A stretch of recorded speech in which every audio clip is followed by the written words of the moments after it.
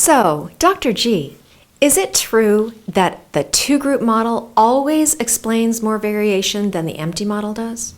Yes, that's always true. But the question is why? Why does it explain more error, more variation than the empty model? And so I kind of want to delve into that. And the real trick behind it is that the leftover sum of squares, so the sum of squares total from the empty model, is always going to be bigger than the leftover sum of squares from the model, right? Which we call sum of squares error. So I just want us to keep that in mind here. So the sum of squares total is always going to be bigger than the sum of squares error, right? And so this is from the empty model, and this is from the two-group model, right?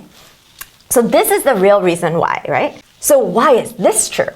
Well, that's because one mean is worse than two means, and that's really the key. So sum of squares total, that's minimized by one mean.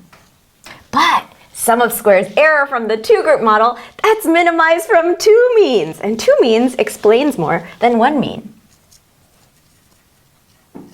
Right? And so that's really what we're going to focus on today. Why is two means better than one mean?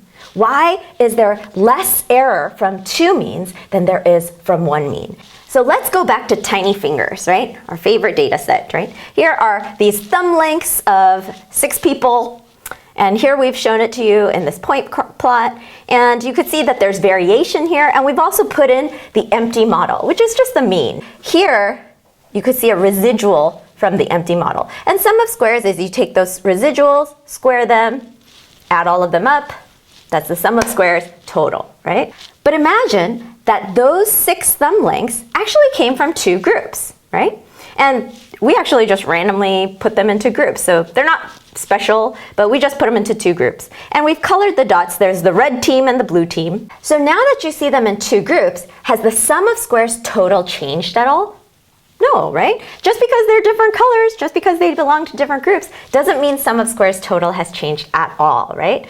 But just visually, we're going to separate them. So now we've separated them. But again, let me ask you, has sum of squares total changed?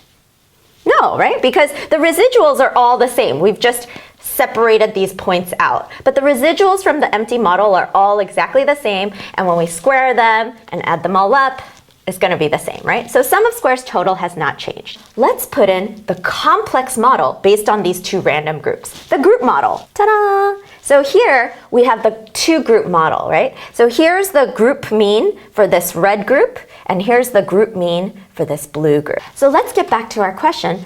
Why is the sum of squares total from the empty model, why is that always bigger than the sum of squares error from the 2-group model, right? Okay, so let's take these points and let's consider, well, what if we just took this group and we ignored the fact that we actually could calculate its group mean and said, you know what, I just want to use my empty model right there, right? And I'm going to also take my other group and say, I don't care that I could use the group mean. I'm going to just use the empty model.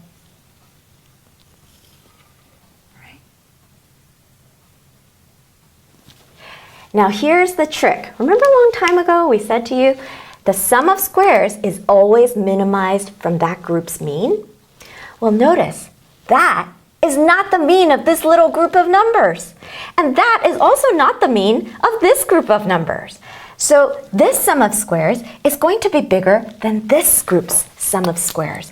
Why?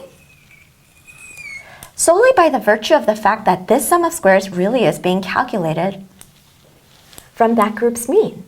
So if this one is bigger than that one, and this one is bigger than that one, and sum of squares is when we add those 2 together, it stands to reason that this whole sum of squares is going to be bigger than this whole sum of squares. And this sum of squares we call sum of squares total, and this sum of squares we call sum of squares error.